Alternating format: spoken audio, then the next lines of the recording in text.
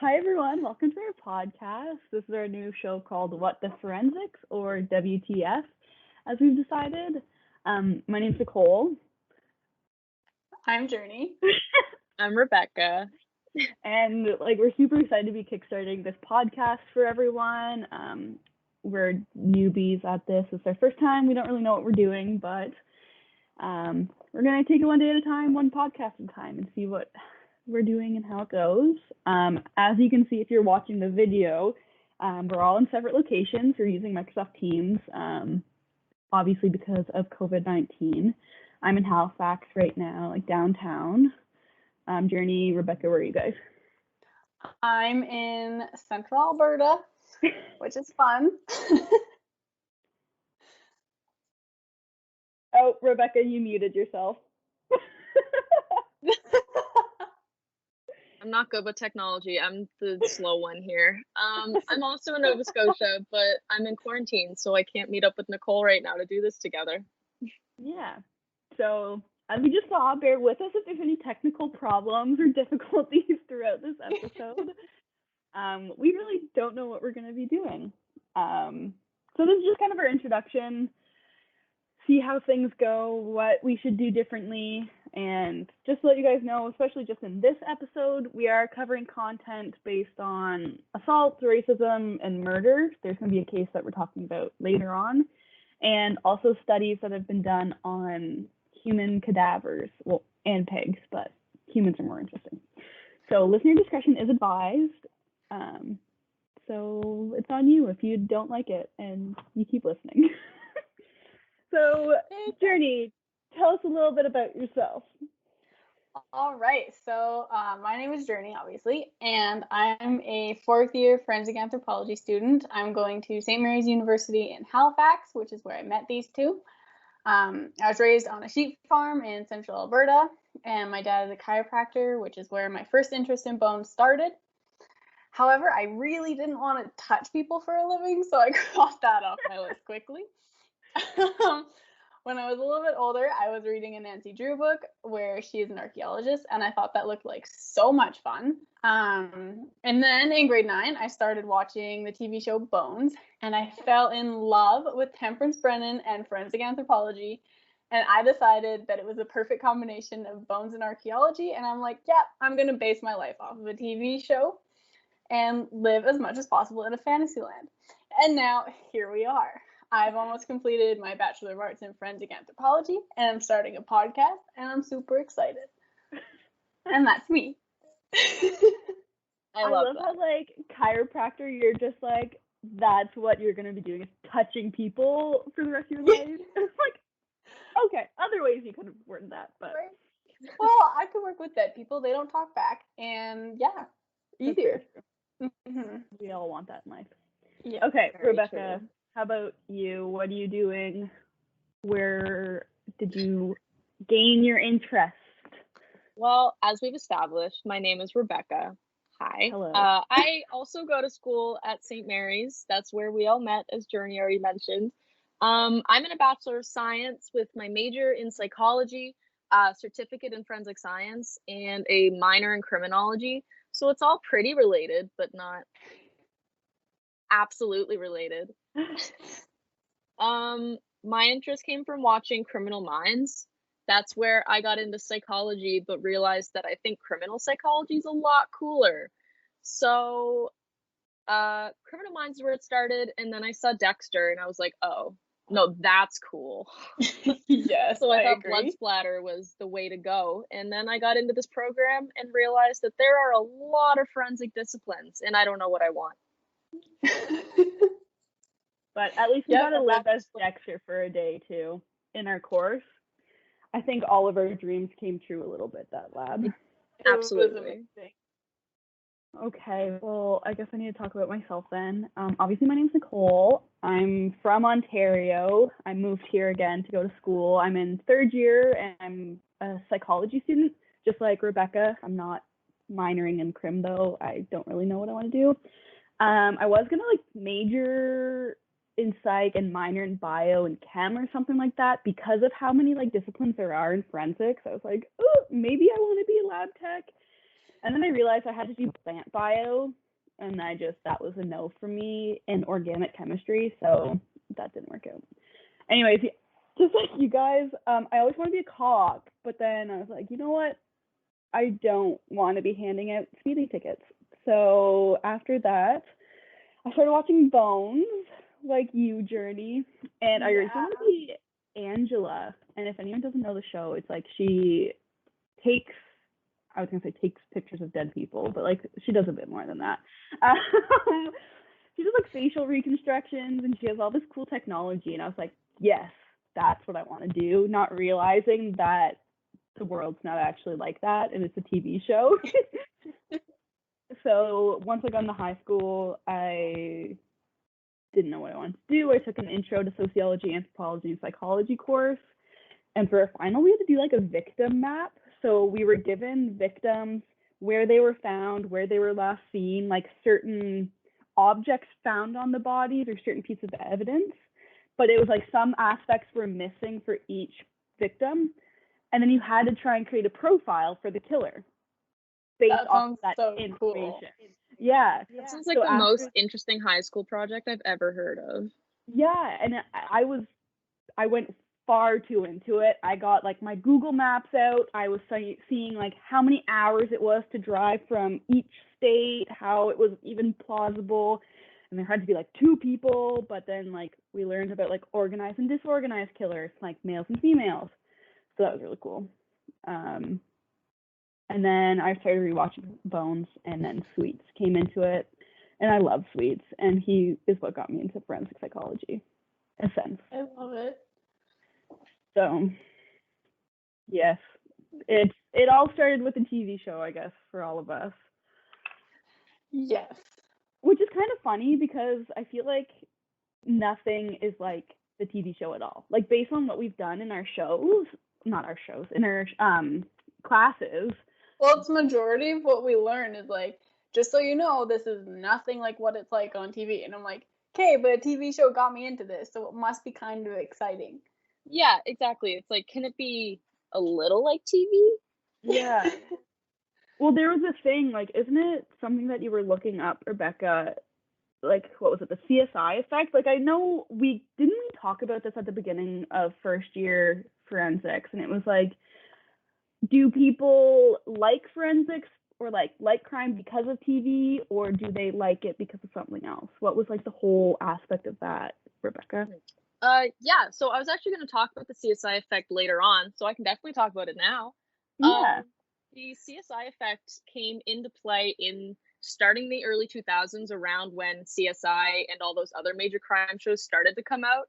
The TV show sparked a very big, at least national attention in America to forensic science, because people were like, wow, that's cool. That's what the police do. But it kind of gave everybody this high expectation that every single trial and every single case is going to have evidence, like forensic scientific evidence, which caused not a big problem per se, but a lot of juries in the States, they noticed that juries were acquitting more defendants because they believed that for a trial to be good enough and for someone to have enough proof to be deemed guilty, they thought there had to be scientific evidence. And because they didn't have the scientific evidence for a lot of the criminal cases that usually go to court, people were just like, nope, not doing it, not acquitting them.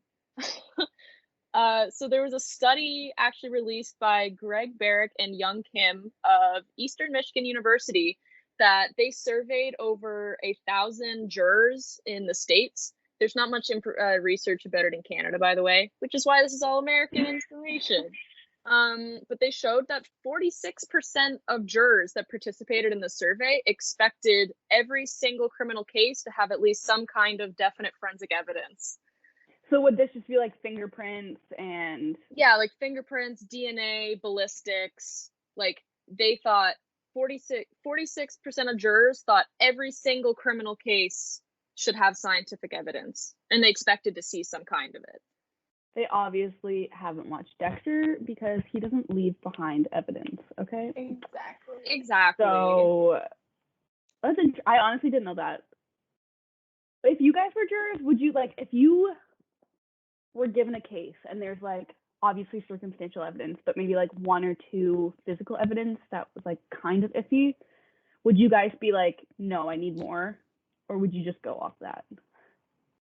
I mean, I'm really bad because I'm like, okay, I like go off my gut. I'm like, yeah, this person's guilty. And then I like try and like listen for evidence that like supports my theory. And then I'm like, no, you can't actually do that. You need to like listen to evidence and it's going to be confusing, but it's right. So that's why you need it. But I don't actually know.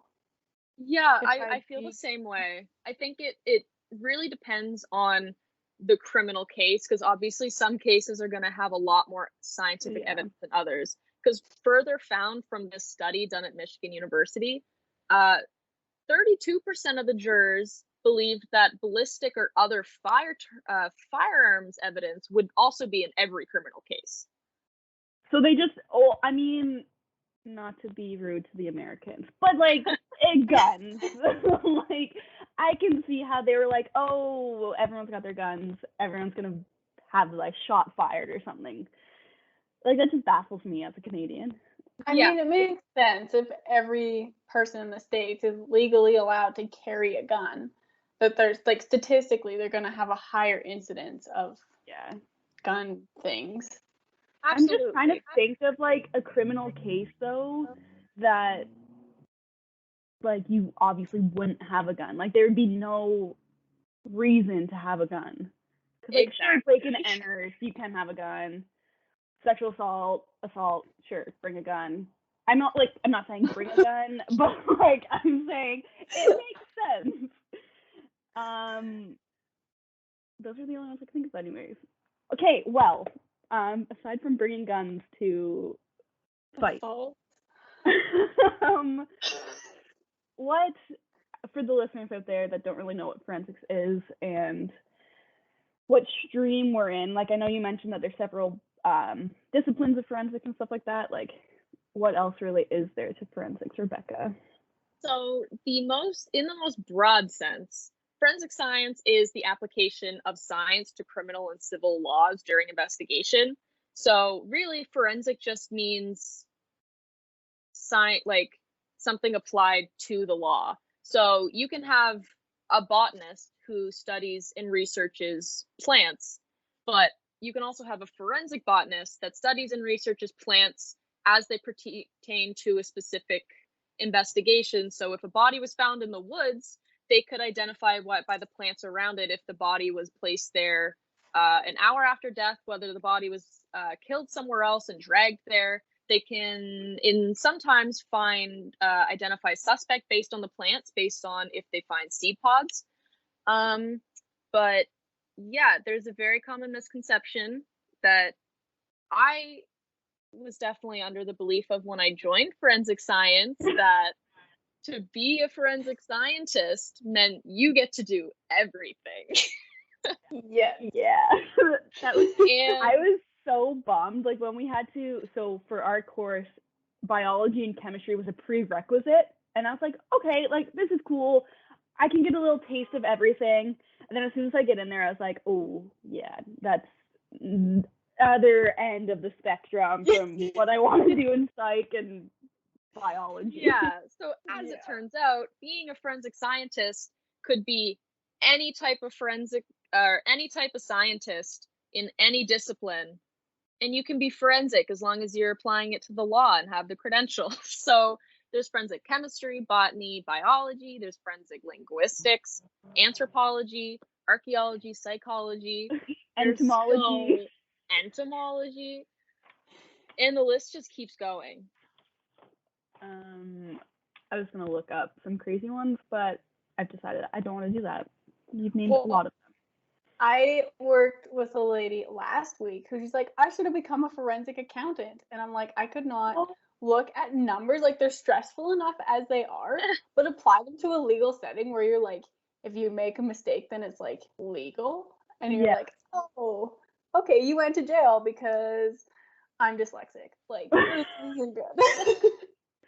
Yeah, I heard a case and like, well, it wasn't really a case. It was just about this woman, I think it was, and her job legal, like a forensic accountant or a forensic something in that business stream. And what she did was like look for fraud or like anything like stolen through embezzling in these companies, like big companies.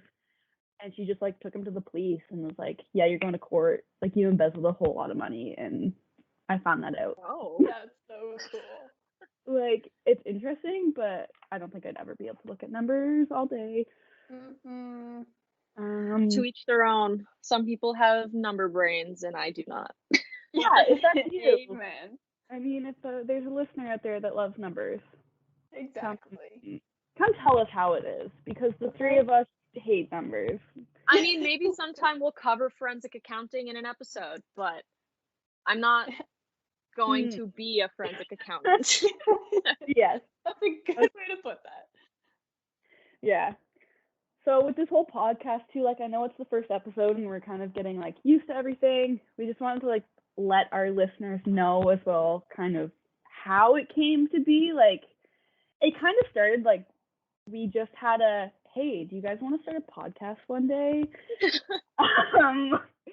We're like, okay, like obviously once COVID hit, we're like, there's nothing better to do, so might as well. But like Journey, like how would you say the podcast started, like from how we met and like stuff like that? Well, I mean, so Rebecca and I were chem partners in our second semester of her first year and my second year, I think. And so that's how we became friends. And then we applied to be executives on the Forensic Society, and we both got event coordinator, which was super exciting.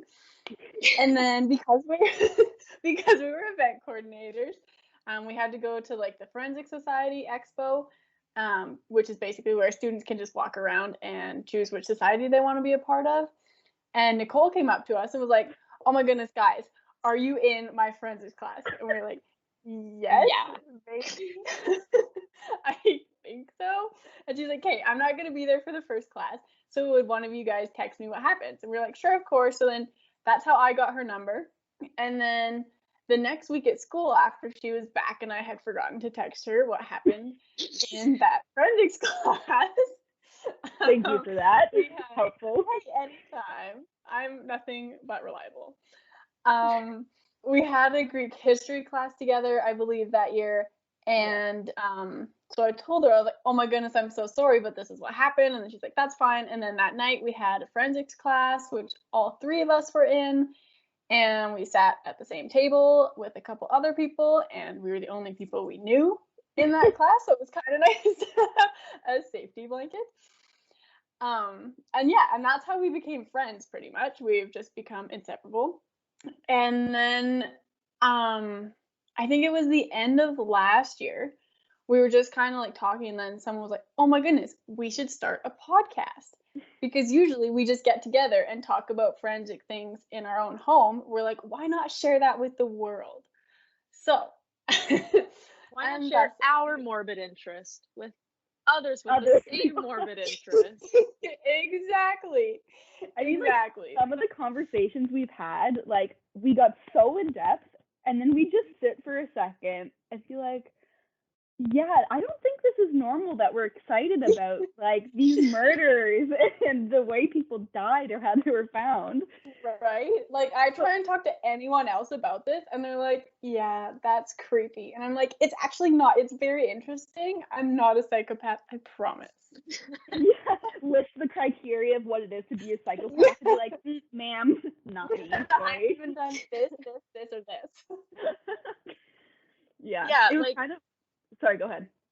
Sorry, I was just gonna say, I feel like not everybody just reads weird forensic studies in their free time.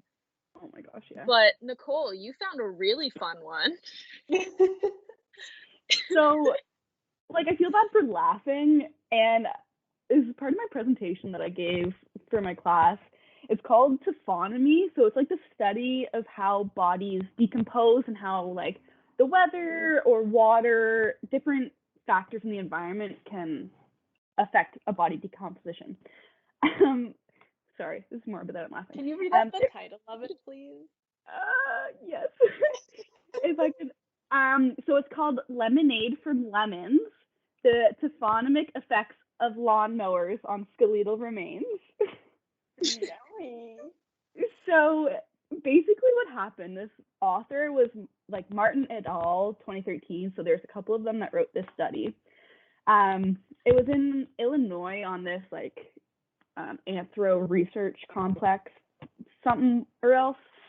And they were actually doing a study about how the environment will affect decomp on 3 bodies that they had out there. So they were just seeing how like the weather patterns in the Illinois environment, whatever, decompose bodies.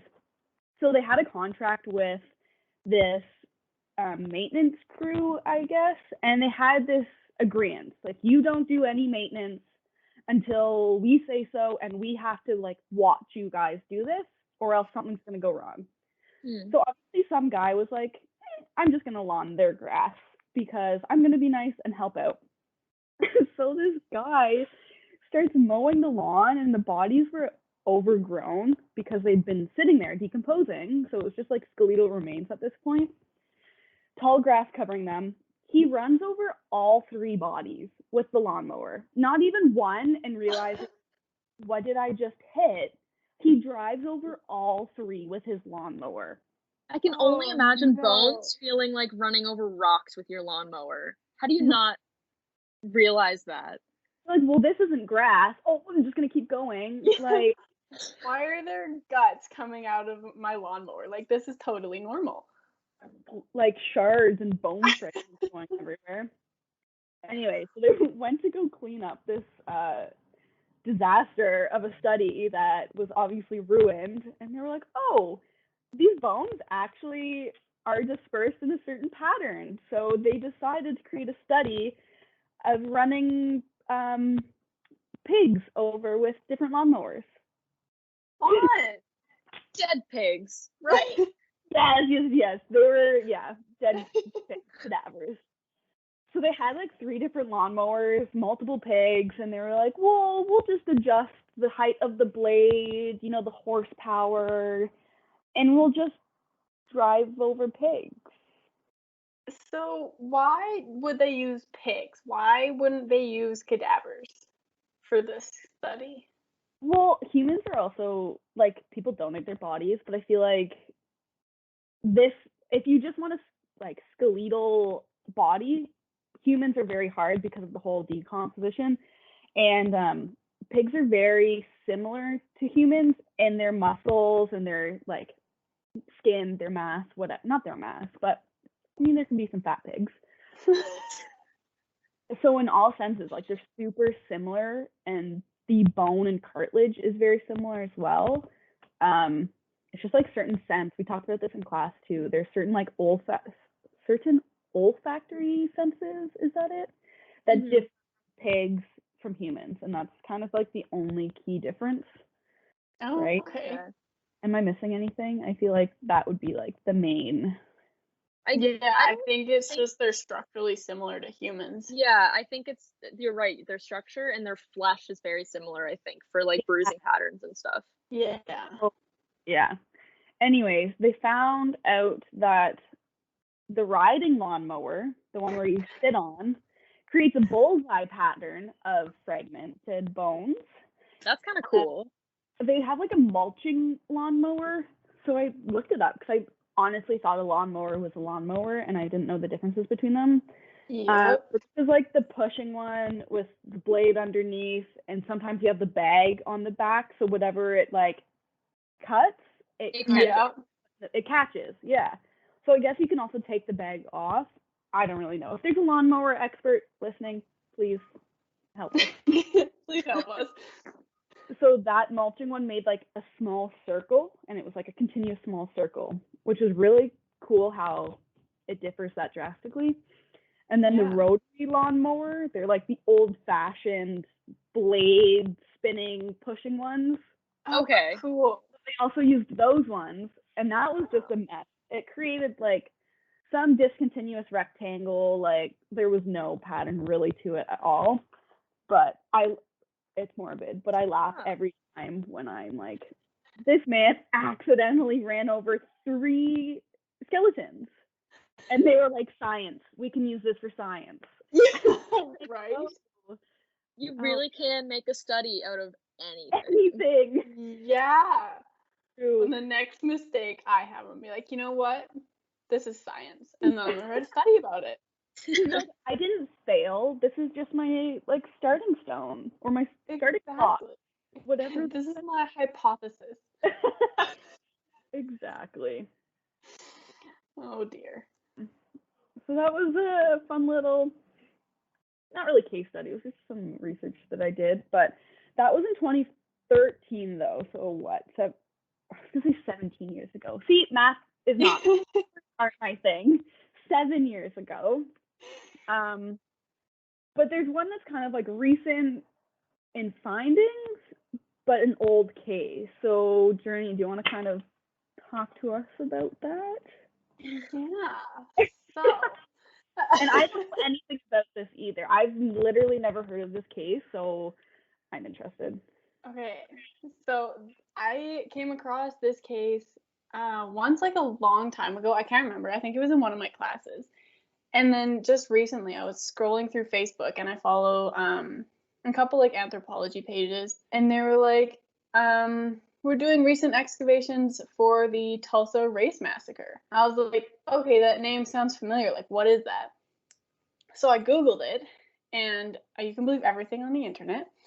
So on May 30th, 1921, a young black man who is named Dick Rowland was accused of assault against a young white female elevator operator whose name was Sarah Page.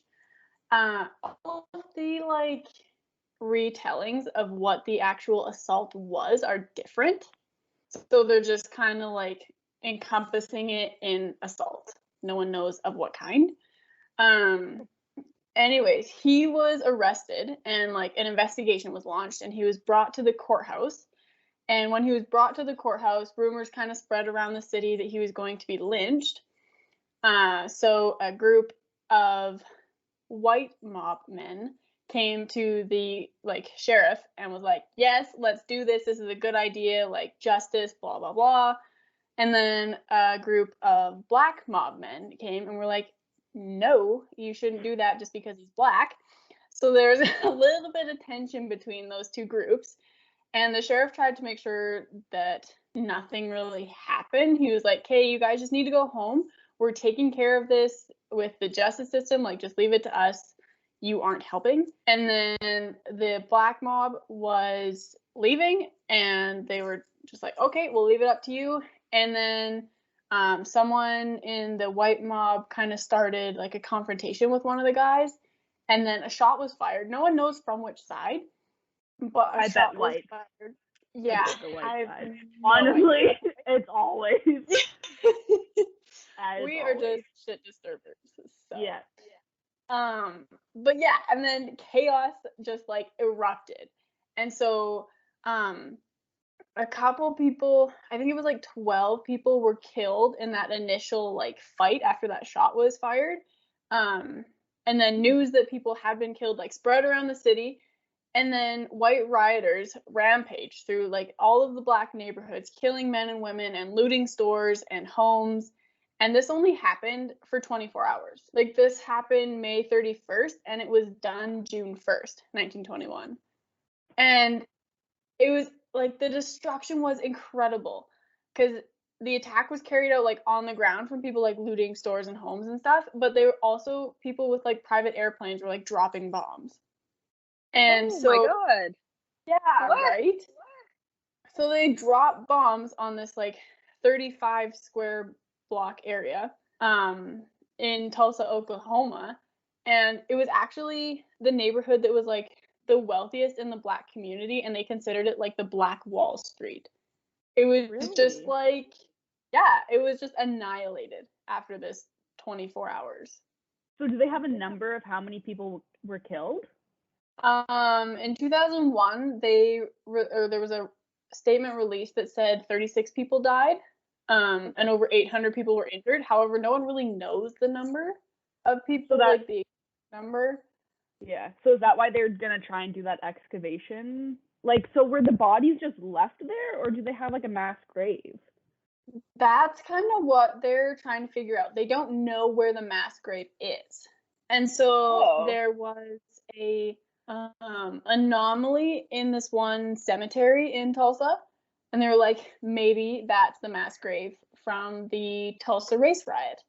And so the Oklahoma State archaeologist Carrie Stacklebeck and Phoebe Stubblefield, who is the forensic anthropologist at the University of Florida, they were kind of like, okay, we're going to excavate this area or do a test excavation, see if we can find any human remains. And if there are human remains, we're going to kind of ID them and see where they came from and why they're there. They thought that it was going to take like 3 to 6 days, but it ended up taking 8, which isn't much longer. And they actually had a 24-hour live stream of the excavation site, like on Facebook. So you could watch them work, which was so cool. Yeah, and then they had like, sorry? So I was gonna say that excavation though, like if they decided to just excavate that whole area, that would have taken forever though, right? Because you did a field study last year, and it was like what, a week, and you only did a small area excavation. Yeah, to do a proper excavation of like that whole 35 square block would just be crazy. Yeah. Like, I think it would be almost impossible. And so I'm sure that the bodies of the people who had died were gathered and buried somewhere. We just need to find out where. And unfortunately, it wasn't where they were excavating. They released an update that said there's no evidence of human remains in that area, but they're going to continue looking. Oh. And I find that a little bit weird because they were excavating in a cemetery, supposedly. And they found no remains. Yeah. And so I don't really know how that works. Do you think maybe they mean like they didn't find evidence of suspicious human remains, or were they just like there's just no bodies in this cemetery? There's none. Well, all of the fill or like soil that they took out was like filled with just like household garbage. Like it was just dirty soil. And so I don't know what was it like a custom back in the day to like just put a tombstone where your loved one was and like bury them under your house? Like, where would you put the body? I have no idea. That's interesting. Yeah. But yeah, it was super cool that now they're like actually looking into what happened, and we might finally know who fired that first shot, how many people died, like what actually happened in 100 years later. Right? They're actually looking into like the single worst incident of racial violence in American history. Wow. Yeah. Which is kind of cool with the whole like Black Lives Matter things that are going on right now. And that like they considered that as like the single most horrific, which totally makes sense because of the time period. Like it was only 24 hours. These mobs and riots happened. Like obviously there's been awful, horrendous things that have happened, but like it's crazy. It happened to such a prolific, like such a wealthy community too. Like what's considered Black Wall Street. Like that's a very wealthy community, and for it to just be destroyed in like a day is unreal. Completely abolished, like just rubble after. Yeah. Crazy. Is it bad that like the only thing that I can think of was like elevators were invented by then? Like you had mentioned something at the very beginning of like this white woman taking an elevator up, and I was like, she was the elevator operator. Yeah. I was so they're obviously not as advanced as they are now. Like you don't just get on and push a button. But yeah. I learned 1857. 1857 was the first elevator. Really? Not 1921, whatever the year it was. That is a lot later than earlier than I thought it was. Yeah, I agree. Yeah. It used to be a dangerous business. I still have elevator anxiety. I hate elevators. Yeah.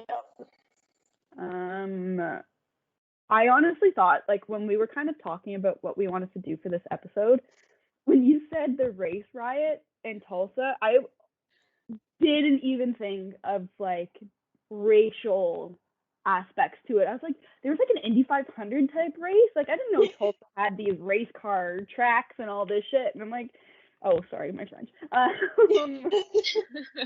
But like, that's how like oblivious I am to this crap. I was like, Well, I thought it was gonna be like that Boston Race Massacre. Or bombing, I guess Yeah, it was. that was my initial thought as well. I don't even know what that is. Well, I guess we can cover It's that for a next time. further episode. Yeah, stay tuned. I guess we know what we're talking about next time. Exactly. Yeah. Awesome. That's wild.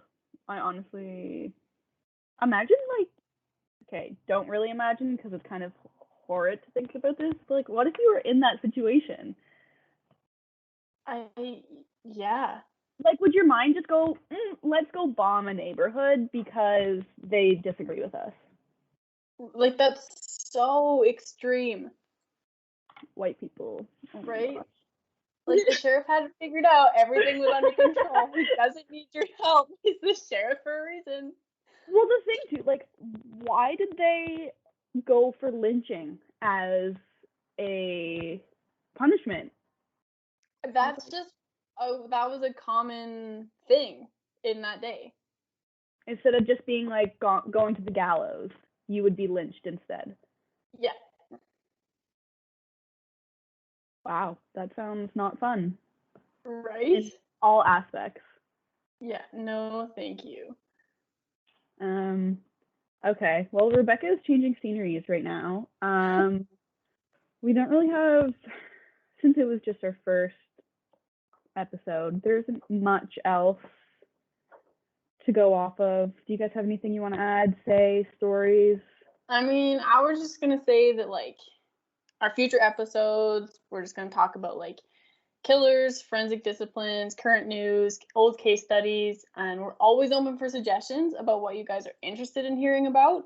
We'd love to get some feedback about what you think we should talk about, what we should work on, any tips and tricks to making a podcast. That would be greatly appreciated. Those would be much appreciated. Yeah. We're just kind of like blind leading the blind. But yeah, that's pretty much it for me. Yeah, and especially for this episode, maybe it's next in the future, we're trying to work on audio equipment because right now, since it's remote, we're going through our headphones and our laptop. So hopefully we'll have microphones soon. We're trying to figure all that out. We don't know anything about technology either, so it's quite a learning curve for us. Yes. And hopefully And we can find a little jingle to play at the beginning and the end just to make it a little bit more fun. I'll just sing for you guys. What Perfect. forensics? Listen to us. I love it. I love it. Rebecca, where can our listeners find us since we spent the past like week doing stuff for it? They can find us on What the Forensics on Instagram, at Twitter at WT Forensics PC, or it's for What the Forensics Podcast if it helps you remember. YouTube is What the Forensics, and our Facebook page is the same name, What the Forensics.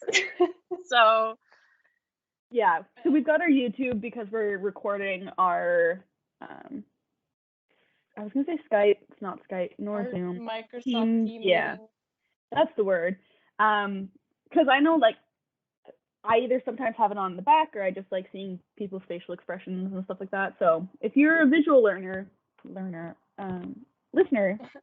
I guess, can you listen through your eyes? I don't know. Anyways, it's on there. we also And have a we're also website. Yeah, I was just Sorry, going to mention that. Oh, look at that. We're on the same track. Yeah.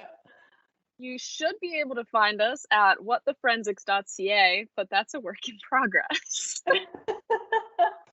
Yes, hopefully by the time this episode goes up, it'll be up there. So fingers crossed.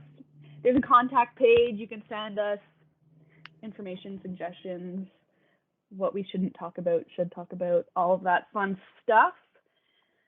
A little side story to end us off. So we had a medical examiner of Nova Scotia come in and teach a lecture for us at school, and his name's Dr. Bose. Hey, Dr. Bose, if you're watching. We're tight now. It's fine. I have your phone number. We still need to send him on an autopsy, but whatever. So creepy. I have your phone number. We're close friends, you know. He was telling us a story about one of his bodies. Okay, that sounds weird. One of his cadavers, I guess. Patient. Patient? Yeah. Victims? I don't know if it was a homicide Cases. though. One of his cases. Okay, yeah, one of his cases. The man was in rigor mortis, which is where like the body and the muscles stiffen up post-mortem, which I can't remember if everyone does it, but depending on the environment and temperature and whatever, like your body just stiffens and then it relaxes. So I guess that's after like a few hours. You like stay in this rigor mortis for like a long time. Yeah. So Dr. Bose was working on this patient and he was in rigor mortis, and obviously you can't perform an autopsy when someone's in rigor mortis because you're just like cutting into tightened muscle and it's just not easy and the body's not movable. So he was saying he had his back turned to this patient in rigor mortis or case, and by himself in this whole autopsy room with like 4 tables. I think they all had someone on them, like freezer, night shift. And this guy comes out of rigor mortis in the middle of him writing his notes and like grazes his back. Like and falls out of rigor mortis and just lightly touches him. And he thought he almost like crapped himself. He thought he was dead. Nothing scares him because obviously if you're a medical examiner, you see some gross and scary things. But he said that was scared the living shite out of him. So yeah. Oh my goodness. I can only imagine. Oh my god. I would be mortified. I probably would have PTSD from that. I think I'd just quit my job and be like, yep, gone, bye. Just walk out right there. Okay. Yeah, you can find someone else. Yeah, this is no longer my issue. Yeah. Well, good thing for dead people, as you said, they can't talk back. But they can make you crap yourself. Can crap yourself, yep. Okay, well, we're going to hopefully be back soon. We don't know when. School starts for us next week. We don't know how to edit, and we don't know our schedules yet. So hopefully by the time we post this, there will be another one in the works, and we just want to thank, it's probably just our friends and family right now listening to us. But if anyone else,